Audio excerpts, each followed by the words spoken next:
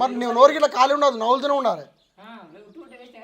ఎదవా ఎదవ బావాడు చెప్తే వించావుడు. 1 2 3 4 5 6 7 9 10 11 ఈ గుడ్డు కాదు అది తింటేనే అది ఒకటే బుక్కలు మ్యాచ్ అప్పుడే అయిపోయింది ఆల్రెడీ. అవే మెయిన్ అసలు. లాస్ట్ బందే శివన్న, మనం లాస్ట్ కానీ చెప్పుకోలే.